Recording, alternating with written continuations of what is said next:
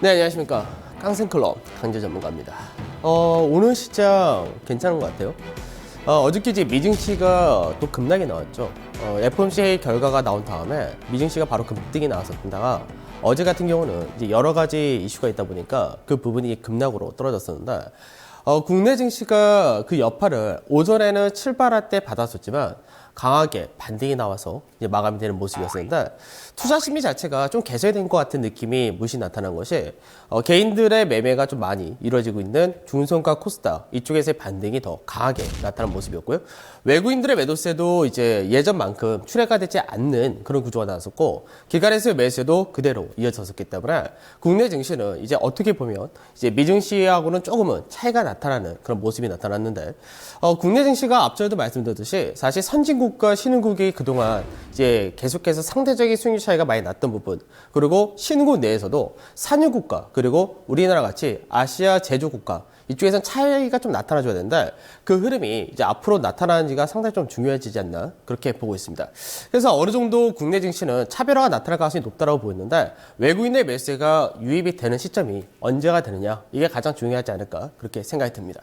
그러니까 오늘 시장 같은 경우는 이제 그동안 상대적으로 많이 빠졌던 제약이라든지 유통이라든지 이런 업종들이 중심으로 강하게 움직였고요. 그리고 나서 이제 크게 빠진 업종도 없는 그런 모습이었는데 이 삼성 SDI 같은 2차 전기차 관련 같은 경우는 이제 실적이 내년에도 개선되지 못한다. 뭐 이런 이야기가 나오면서 주가 좀 급락이 떨어진 모습이었죠. 뭐 LG화학은 견조한 그런 흐름을 보여주긴 했었는데 전기차 관련도 좀 쉬어야 되지 않을까. 앞전에도 전기차 관련주들에 대해서 좀 모멘텀이 좀 강하게 이번에는 크게 위로 가기보다는 모멘텀은 충분하지만 크게 가기보다는 어느 정도 숨고르게 하거나 이번에 좀 상승폭이 좀 작을 가능성이 높다라고 말씀드렸는데 지금 현재 시장은 그러면 전체적으로 볼 때 어떤 것들이 움직이냐라는 부분에서는 딱 하나죠. 낙폭과대주. 그러니까 거래소건 중소형 코스닥인 간에 낙폭과대주들이 전반적으로 움직이는 그런 과정이기 때문에 낙폭과대주가 끝나고 나서 뭐 다음 주에 시장에서 좀 더 추세를 돌파하는 그런 강한 시세가 나온다면 그때 이제 새롭게 주도주가 나타나지 않을까 그렇게 전망을 하고 있습니다. 자, 우선 오늘은 이제 한 주의 마감을 한 날이죠. 그렇기 때문에 이번 한 주 동안의 시장에서의 흐름을 좀 살펴보도록 하겠습니다. 자, 먼저 이제 외국인과 기관 이번 한 주 동안의 이제 수급적인 부분과 그리고 시장별로 등락이 어떻게 나타난지를 봐야 되는데 외국인들이 9,800억 매도를 많이 했죠. 그런데 이렇게도 생각을 하셔야 돼요. 앞전에 12월 첫째 주, 둘째 주 같은 경우는 1조 단위, 1조 6천억 이렇게 매도가 나왔었는데 9,800억이 나왔으니까 상대적으로 조금 줄긴 줄었죠. 그 다음에 기간의 경우는 1조 5천억 굉장히 매수 규모가 크게 증가를 했습니다. 앞전에는 연기금을 중심으로 매수가 많이 들어왔었다면 이번 같은 경우는 이제 금융투자와 보험 주로 배당을 노린 그런 자금들이 강하게 들어오면서 대규모의 매수가 유입이 되었었죠. 그리고 코스닥 같은 경우는 수급이 상당히 좀 좋은 흐름을 보여줬는데 외국인의 매수세도 있었고요. 그 기관 역시도 그동안 매도만 나왔었는데 매수로 전환하면서 외국인과 기관이 코스닥에서는 쌍끌이 매수세가 유입되는 그런 모습을 보여줬습니다. 그래서 이번 한 주는 시장 전반적으로 반등세가 나온 그런 모습이었는데 코스피 지수가 1.37% 올라왔고요. 대형 지수는 상대적으로 상승이 좀 작았었죠. 오늘 이제 좀 빠졌던 모습이 있었고 중형주와 소형주 그리고 코스닥까지 어제까지는 비슷했었다가 오늘 강세가 이어졌었기 때문에 특히나 이쪽에서 이번 한 주 동안에 상승폭이 많이 나온 그런 모습이었습니다. 근데 이제 앞전에도 제가 바로 시작할 때 뭐라 말씀드렸냐면 낙폭과대가 강하게 움직였다라고 말씀드렸었는데 사실 이제 지난주까지 거래소 대형주 같은 경우는 한 0.5% 정도 빠진 동안에 중소형 코스닥은 3%에서 5% 정도 빠졌었죠. 그러니까 이제 단기적으로 볼 때 많이 빠졌던 쪽에서 반등 역시도 강하게 나타났다. 이렇게 보시면 되겠습니다.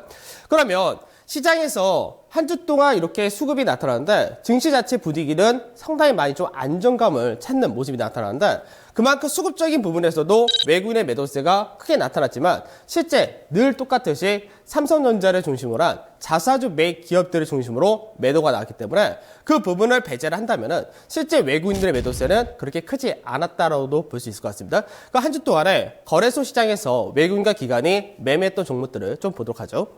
자, 먼저 외국인 쪽에서 이제 거래소 시장에서 매도했던 부분부터 하나씩 좀 보도록 하겠습니다.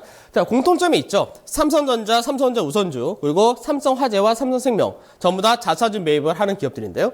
이쪽으로만 한 6천억 정도가 매도가 나왔기 때문에 실제 이거를 보게 된다면 시장에서는 이제 외인들의 매도세가 자사주 매입하는 기업을 제외할 경우는 3,000원 내외였다. 이렇게 볼 수 있겠죠. 특히 이제 여기서 또 봐야 될 부분이 뭐냐면 포스코인데요. 철강주에 대해서 상당히 매도세가 강하게 나오고 있습니다. 포스코 같은 경우는 뭐 자사주 매입을 한 것이 아닌데 계속해서 외국인들의 매도세가 이어지는 부분은 이제 중국에서 조만간 이번 주부터 경제 공작 회의를 한다 이런 말이 있는데요. 중국에서 경제 공작 회의를 하고 이제 다음 내년이죠. 내년부터 이 한계 기업 구조 조정을 더 가속한다 이런 말들이 계속해서 나오고 있는데 이런 부분이 이제 포스코 같은 경우는 기관 같은 경우는 긍정적으로 바라보고 있고요. 반대로 외국인 같은 경우는 철강 산업이 그만큼 힘들다는 관점에서 계속해서 매도세를 보이고 있는 그런 모습이 나타나고 있습니다. 그 다음에 한미약품도 좀 잘 봐야 되는데 한미약품 같은 경우는 이제 시장에서 앞전에 대규모 이제 계약건이 발표되면서 상당히 주가가 강하게 움직였었는데 그때 외국인들이 매수를 많이 했었죠. 그런데 최근 들어서 한미약품에 대해서 외국인의 매도세가 지속적으로 떨어지는 그런 흐름을 보여주고 있습니다. 근데 이 부분을 기관에서는 일부 또 받아주고 있기 때문에 결국 이제 한미약품의 수급이 약간 바뀌는 그런 구조를 좀 띠고 있다는 거죠. 그 다음에 LG화학에 대해서 외국인들이 매도를 좀 많이 한 그런 모습이 나타나죠. 그러니까 LG화학은 기관에서는 이번 한 주 동안에 상당히 강하게 매수세가 이어졌고 오늘 이제 LG화학의 증권사 리포트를 보게 된다면 기존에 35만 원 목표가에서 40만 원까지 상향하는 그런 그림을 보여줬는데 반대로 삼성 SDI 같은 경우는 목표 주가를 하향을 해버렸죠. 그러니까 기관에서의 이 리포트 자체가 삼성 SDI와 LG화학에 대해서 명확하게 뭐 시장에서의 그 시가차가 크게 나타난다는 걸 보여줬는데 이유는 간단합니다. 실적이 우선은 적자 기업이냐, 실적이 안정적으로 유지가 돼주는 기업이냐, 그 차이가 나타난다는 거죠. 근데 이제 시장에서는 전기차 관련해서 모멘텀이 여전히 강하고 내년에도 계속해서 이어질 수 있기 때문에 뭐 삼성 SDI도 주가 급락 나타났다고 해서 나쁘다 이렇게 얘기할 수는 없겠죠. 어느 정도 그동안 강세에 뛰었던 부분과 상승이 나왔던 부분이 있기 때문에 숨고르기가 필요하다 이렇게 생각하시는 것이 가장 좋을 것 같습니다. 그 다음에 이제 은행주들에 대해서도 매도가 좀 나왔었죠. 그러니까 은행주는 시가총액이 높기 때문에 시장에서 지속적인 매도세가 나왔던 부분이 역시 매도의 대상이 된 그런 케이스인데 은행주 같은 경우는 이제 미국에서 금리 인상했기 때문에 내년에 이제 우리나라도 서서히 금리 인상할 가능성이 높아진다는 부분에서는 은행주들이 모멘텀이 충분히 들어올 수 있는 그런 부분이 있고 배당에 따른 기대감도 상당히 높은 그런 케이스입니다. 다만 시장에서 은행주 쪽으로 아직까지 자금의 유입이라든지 이런 것이 좀 약하다라는 부분이 한계 기업의 정리에 따른 어느 정도 대선 충당금을 추가적으로 설정을 해야 된다는 부분이 4분기 실적에 대한 우려를 가지고 있다 이렇게 생각하시면 될 것 같습니다. 그 다음에 기관에서 매도한 거는 사실 크게 나타난 거 없는데 지난주까지는 기관에서 매도가 가장 많았던 것이 뭐냐면 코데스 레버리지였었죠. 그러니까 시장 자체에 대해서 굉장히 안 좋게 보는 관점이 기관에서는 코데스 레버리지를 가장 많이 매도를 했었고 그 다음에 반대로 코데스 인버스 같은 이제 시장에서 아래로 떨어질 때 수익을 보는 그런 쪽으로 많이 매수가 들어왔었는데 이번 같은 경우는 크게 특별하게 매도세가 크게 나타난 종목이 없습니다. 가장 많이 매도가 나간 종목이 LG 하우시스 한 이제 180억 정도 매도가 나왔었는데 아까 좀 전에 봤을 때 이제 외국인들의 기본적인 매도는 뭐 300억 이상 또는 삼성전자 같은 경우 4천억 이렇게 매도가 나왔는데 이제 LG하우스에 대해서 매도가 좀 나왔다 정도. 그 다음에 최근 들어서 유가가 계속해서 빠지다 보니까 타이거 원유 선물이라는 ETF 상품에 대해서 역시 매도가 좀 나왔죠. 그 다음에 이제 정부가 지분을 갖고 있는 우리은행과 기업은행에 대해서 매도세가 나타났는데 사실 이제 우리은행과 기업은행은 배당이 굉장히 좀 많은 그런 기업인데 정부에서 매각이라든지 민영화 이런 부분이 여전히 좀 쉽게 개선이 안 된다 정도가 나타나겠죠. 자, 그 다음에 매수 쪽을 보게 되면 매수는 좀 간단합니다. 가장 매수가 많이 들어왔던 것이 외국인 같은 경우 SK이노베이션과 SO일 그리고 GS 딱 눈에 띄죠. 바로 정유 섹터입니다. 그러니까 정유 섹터 같은 경우는 이번 주에 모멘텀이 있었죠.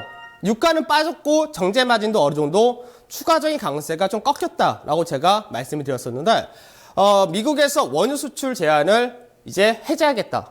이 부분에 대해서 시장에서 정유사들이 앞으로 더 좋아질 가능성이 높다. 이런 식으로 정유주들이 모멘텀을 받았기 때문에 정유주들이 이제 강하게 연결되었던 그런 부분이 있었고요. 그 다음에 자동차에 대해서 많이 돌았는데요. 자동차에서는 기아차와 그리고 만도 이런 쪽으로 외국인의 매수가 강했다는 거죠. 그러니까 자동차 같은 경우는 여러 가지 모멘텀이 많습니다. 실적이라든지 환율 효과라든지 그 외적으로 모멘텀을 계속해서 가져가는 쪽이 자동차인데 자동차 쪽에서 역시 외인의 매수가 강했다는 거죠. 그리고 기관에서는 시총 상위주들을 중심으로 해서 들어왔다는 것이 눈에 확 띄는데요. 삼성전자가 자사주 매입을 제외하고도 기간에서 2,300억 정도 들어왔기 때문에 삼성전자가 지수를 받치는 그 역할을 많이 했었고요. 아까 이제 포스코에 대해서 말씀드렸었는데 외국인들은 포스코에 대해서 매도세가 이어지는 그런 모습이지만 기간에서는 포스코에 대해서 지속적인 매수세가 이어지고 있다는 거죠.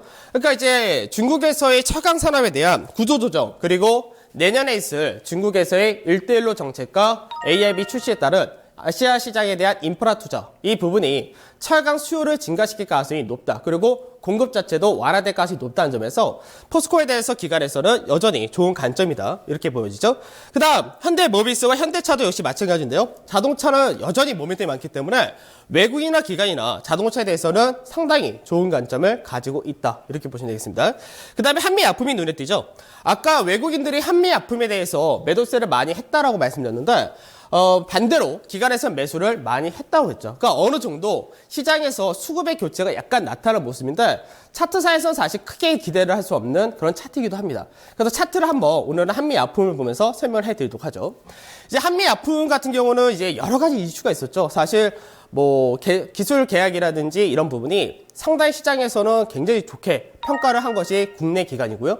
반대로 외국계 기관 같은 경우는 한미약품에 대한 평가를 굉장히 좀 박하게 한 그런 모습이 있는데 왜 그렇게 차이가 나냐면 국내 기관에서는 이제 리포트를 내세울 때 이번에 계약을 했고 그 계약이 성공을 다 해가지고 마일스톤까지 이제 받을 때 그때 최대치를 가지고 목표 주가를 산정을 좀 했고요.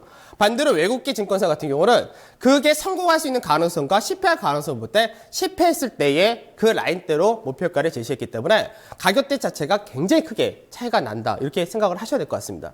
사실 이제 호재가 나와가지고 급등이 나올 때 그때도 이제 제가 그 얘기를 해드렸었죠. 제약 같은 경우는 이제 한미약품이라든지 신약 개발 기술 능력이 있는 회사들은 따로 평가를 받아야 되지만 그 외적인 제약수 전체가 재평가를 받지는 못한다. 이미 상반기에 충분히 받았기 때문에 이렇게 말씀드렸고 한미약품 같은 경우 기술적인 그림 볼 때 86만 5천 원짜리가 단기적으로 이번에 올라갈 고점이 될 가능성이 높다. 이렇게 말씀드렸었죠. 근데 실제로도 한미약품이 86만 5천 원짜리들을 결국 고점으로 인식을 하고 떨어진 그렇게 했어야 되는데 하나씩 보도록 하겠습니다. 자, 한미약품 차트를 보게 되면 지금 현재 시장에서 앞전에 호재가 나오면서 갭상한가가 나오고 그 다음에 86만 5천 원이라는 자리대를 87만 7천까지 고점 만들긴 했지만 86만 5천 원을 결국은 두 번의 저항을 받으면서 시장에서 내려온 그런 케이스가 되었죠. 그런데 시장 자체도 좀 불안한 부분도 있었고 시장에서 이제 고평가다라는 얘기도 있다 보니까 시장에서 계속해서 흘러내리다가 중요 가격대라고 할 수 있는 75만 원대 전후를 이탈한 흐름이 나왔죠. 그러다 보니까 이 라인대에서 뭐든지 대부분 차트는 비슷한데 박스권을 만들었던 자리대 이탈이 되면 박스권 마디폭만큼 빠지게 되어 있습니다. 그래서 어느 정도 지금 바닥을 다진 모습이 나타나고 있는데 문제는 뭐냐면 여기서 강하게 올라간다 하더라도 다시 한번 21선이 있는 위치라든지 앞전에 저점을 만들었던 74만 원짜리대에서 저항을 받을 가능성이 상당히 높다는 것이고 만약 이 추세 라인대를 다시 한번 이탈한다면 그때는 의미 있는 가격이 직전에 고점 자리였었던 이제 60만 원 전후, 그러니까 59만 원대 정도가 나타날 수 있기 때문에 한 59만 원 정도대에서 반등이 나온다면 그때의 반등은 의미가 굉장히 높은 위치가 되고 그 라인대에서 반등이 나올 때는 상승폭을 좀 기대할 수가 있겠죠. 근데 시장에서 문제는 뭐냐면 최근 들어서 공매도 규모가 굉장히 늘어난다는 거죠. 그러니까 한미약품 같은 경우는 시장에서 배당 성향이라든 이런 것들이 아직까지는 굉장히 낮죠. 그러다 보니까 시장에서 연말에 공매도 청산이라든 이런 부분이 나타나지 않는 상태로 공매도 좀 늘어나고 있다는 거는 좀 주의를 해야 될 것 같고요. 그 수급 역시도 마찬가지입니다. 수급이 외국인들이 많이 샀었죠. 주가가 급등이 나올 때 외국인이 굉장히 많이 샀었는데 외국인들 매도세가 계속해서 이어지고 있는 케이스고 지금 현재 기관에서는 받아주는 모습인데 아직까지 이렇게 하다 보니까 현재 단기적으로는 개인들이 갖고 있는 물량이 많아졌다. 이렇게 보셔야 됩니다. 그래서 개인들의 물량이 떨어지거나 아직까지 뭐 외국인들의 매도가 추가로 나올 때 기관에서 매수가 강하게 받쳐주면 좋은데 그렇지 못하다면은 주가가 추가적 약세를 띌 가능성이 높기 때문에 지금 구간은 약간 관망세가 나타나는 구간이다라고 보신 것이 가장 좋겠죠. 그래서 반대로 반등이 나올 때는 단기적으로 이 자리대가 매물을 너무 많이 쌓았으니까 한 74만 원 정도대를 단기 목표 이렇게 설정하는 것이 좋을 것 같습니다. 자, 그 다음에 이제 코스닥 시장 좀 봐야 되겠죠. 코스닥 시장 같은 경우는 오늘 시장에서 또다시 강하게 움직일 때 셀트리온에 대해서 외국인이나 기관에서의 매수가 좀 강하게 유입된 그런 케이스였는데 셀트리온도 시장에서는 시총상위 1위 종목이기 때문에 베이시스가 개선되거나 할 때 프로그램 매수가 유입되는 그런 특징을 가지고 있습니다. 자, 외국인부터 하나씩 볼게요. 외국인들 같은 경우는 코스닥에 대해서 매도세가 나타나는 그런 흐름을 보여줬는데 코스닥에서 매도를 할 때 이제 눈에 좀 띄는 것이 뭐냐면 케어제인이라는 종목이 있죠. 케어제인이라는 종목이 이제 화장품 관련해서 이제 바이오 화장품 뭐 이런 쪽으로 생각하시면 될 것 같은데 신규 상장주입니다. 근데 신규 상장주인데 시장에서 원래 특별하게 어떤 주도주가 없고 시장 자체가 불안하고 이럴 때 이제 신규 상장주들이 한 번씩 움직이는 그런 흐름이 나타나는데 케어젠 같은 종목은 이제 상장할 때 좀 상장가가 제가 볼 때는 비싼 것 같은데 그리고 나서 주가가 좀 빠지는 모습이 있는데 외국인들 매도세가 나타난 그런 모습이고 사실 이게 하나의 테마이기도 하고 유행이기도 합니다. 어느 이제 업종 자체가 굉장히 강하게 움직이면은 그쪽에 성장성이 부각된다 막 이런 얘기가 나올 때 기업들의 IPO라든지 이제 신규 상장도 그쪽 관련해서 많이 나타나야 되는데 올해 같은 경우는 화장품과 제약 바이오가 상당히 많이 시장에서 이슈가 되었죠. 그러다 보니까 그 관련된 기업들이 최근 들어서 상장을 좀 많이 한다. 근데 사실 신규주를 매매할 때 좀 주의를 해야 된다라고 저는 말씀 좀 드리도록 하고 그 다음에 외국인들의 경우는 게임빌에 대해서도 매도하는데 전체적으로는 매도 규모가 다 작습니다. 그러니까 바이넥스라든지 안랩 이런 쪽이 한 100억 정도 매도가 나오는데 나머지 쪽에서는 매도 규모가 크지 않았고요. 그리고 기관에서도 역시 매도가 나온 것을 보게 되면 CJ EMN에 대해서 매도세가 이어지는데 CJ EMN은 앞전에도 한번 말씀드렸죠. 외국인 같은 경우는 CJ EMN에서 지속적인 매수가 들어온 부분은 MSCI 리밸런싱에서 편입이 되었기 때문에 매수가 들어온 케이스고 기간의 경우는 차익 실현이 계속해서 이어진다 이렇게 보시는 것이 가장 맞을 것 같습니다. 그 외적으로는 전체적으로 매도가 나오는데 안랩이 이제 공통적으로 매도세가 나온 그런 케이스죠. 그러니까 안랩 같은 경우는 뭐 간단하죠. 시장에서 정치 테마주다라고 봐야 되는데 이 부분이 시장에서 개인들은 이제 또 한 번 지금 현재 뭐 정치권이 좀 복잡하게 진행이 되다 보니까 그 부분에 대해서 뭐 개인들은 이제 다시 한번 정치 테마 기대를 하는데 외국인과 기관에서는 차익 실현이 있었다. 이 정도로 보시면 되겠죠. 자, 그다음에 매수 쪽을 보게 되면 이제 메디톡스가 눈에 띄고 비아트론이 눈에 띄는 모습인데 메디톡스 같은 경우는 뭐 기술력이나 이런 부분에서는 뭐 탁월하게 회사가 인정을 받았기 때문에 그 부분이 주가의 강세가 이어지죠. 다만 앞전같이 강세를 띄기는 좀 쉽지가 않은 것이 매물대가 많이 쌓였다는 것과 시장에서 프리미엄은 그만큼 받고 있다는 거죠. 결국은 프리미엄을 유지를 하냐 아니면 프리미엄이 빠지냐 이 차이다 정도로 보시는 것이 가장 좋을 것 같고 비아트론 같은 경우가 이제 좀 강하게 움직였는데 OLED 관련돼서 시장에서는 개화가 된다. 뭐 이런 얘기가 계속해서 나오고 있죠. 그래서 그런 부분들이 강세되었고 아까 말씀드렸던 신규 상장주 누트리 바이오텍 같은 경우는 주가가 강세로 연결된 그런 케이스인데 신규 상장주는 사실 옥석을 잘 가리셔야 된다. 이렇게 말씀드리도 하고요.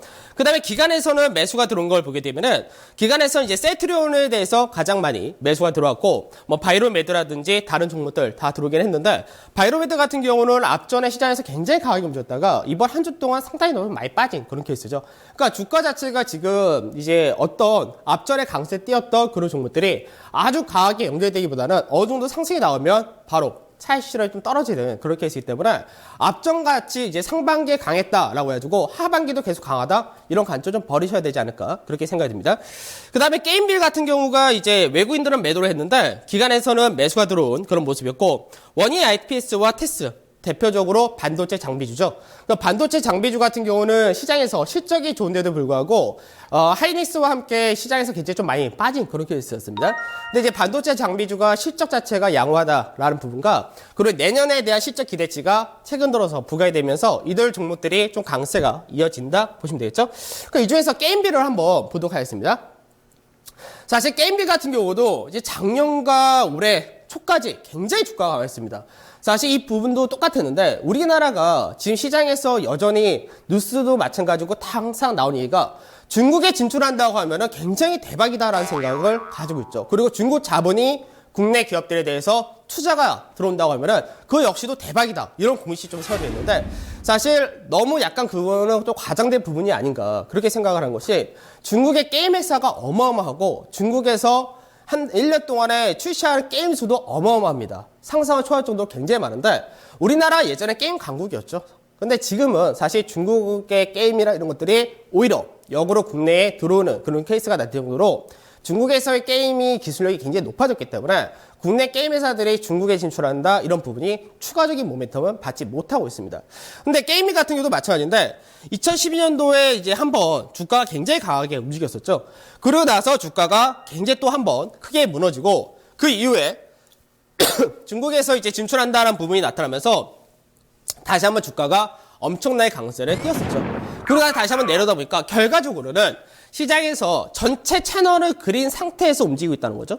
근데 마찬가지로 낙폭과대가 떨어졌기 때문에 최근 들어서 반등이 나오는 그런 흐름을 보여주고 있는데, 전체적으로 볼 때 매물이라든지 이런 것들이 굉장히 많이 쌓여있는 구조이기 때문에 아직까지 위쪽으로 강하게 돌아가기 쉽지 않다, 이렇게 보셔야 되고, 현재 구간대에서는 트레이딩 매매, 그러니까 가격대가 박스권 매매를 생각한다면은 한 67,000원에서 7만 사이에서 매수 구간이 되는 거고, 고점 자리로서 86,000 정도를 봐야 되기 때문에 박스권 중간을 기준으로 해서 밑에 있때는 매수하고 위쪽 있때는 매도하는 그런 전략을 쓰는 것이 현재 가장 좋다, 이렇게 말씀드리도록 하고, 중요한 가격이 65,000원이기 때문에 65,000원이 이탈할 때는 한번 크게 떨어질 수 있다는 점을 좀 주의를 하셔야 되지 않을까, 그렇게 말씀을 드리도록 하겠습니다.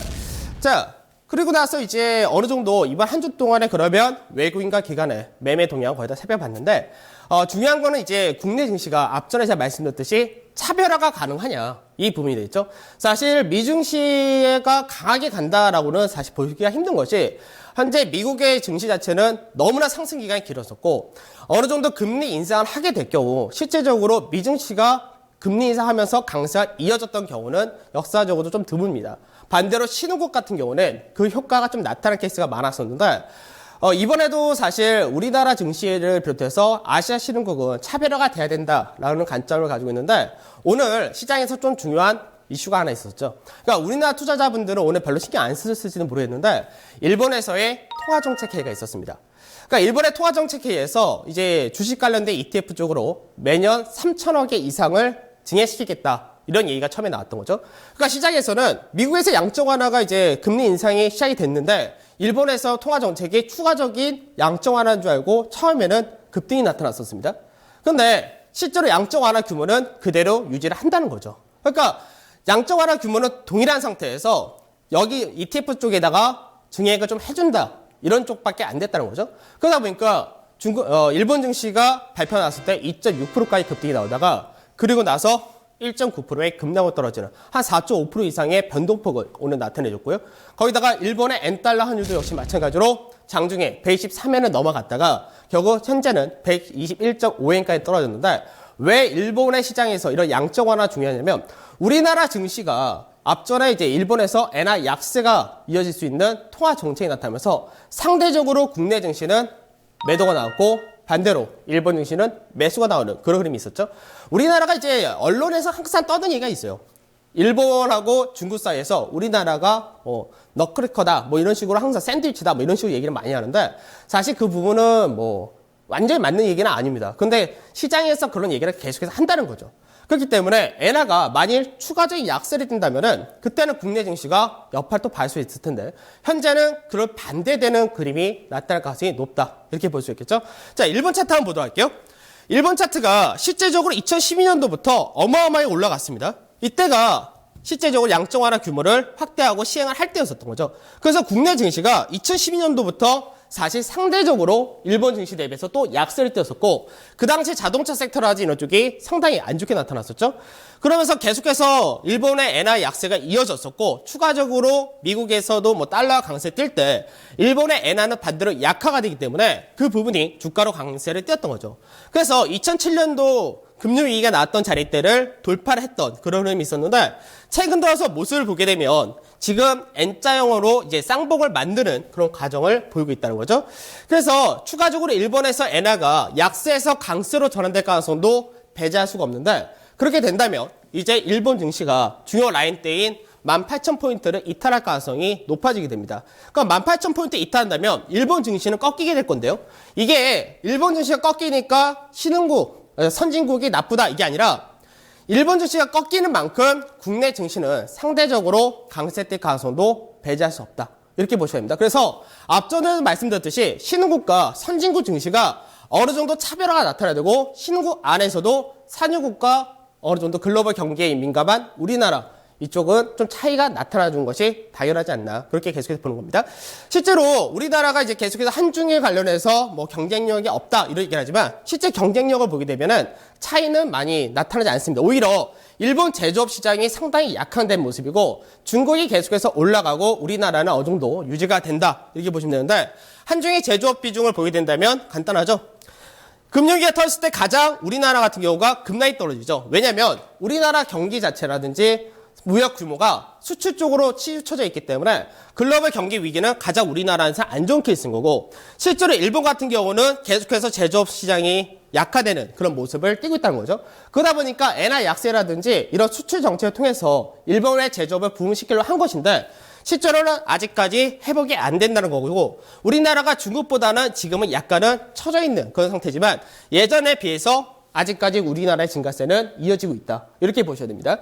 자, 그렇기 때문에 일본에서의 주가가 빠질 때 중요한 것은 일본에서 엔화 약세가 꺾인다면 그동안 국내 자동차와 관련해서 롱숏 포지션이 뒤바뀔 수 있다, 이걸 좀 생각하셔야 되고, 그럴 때 가장 좋은 것은 자동차다, 이렇게 보시면 되겠죠. 시간이 좀 모자라니까 간단하게 현대차 차트 짧게 보고 말씀을 드리도록 하겠습니다. 현대차 차트 보면 간단하게만 말씀드릴게요.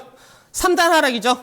3단 하락 이후에 지금 현재 쌍바닥 패턴을 만들고 상승 조정 일수 11주씩 마무리했기 때문에 현대차 이번에 강세를 띈 가능성이 상당히 높다. 그러니까 간단하게 좋다, 이렇게 말씀을 드리도록 하겠습니다. 자, 한 주가 끝났습니다. 이제 우리는 다음 주 시장을 기다려야 되는데, 다음 주 시장은 사실 좀 긍정적으로 국내 증시가 좀 더 강하게 움직이지 않을까 기대를 좀 가지고 있습니다. 다들 한 주간 고생도 하셨고 12월달 중요 이벤트는 마무리했기 때문에 다들 남은 연말 시장까지 좋은 성과를 거두시기를 바라겠습니다. 감사합니다. 깡생이었습니다.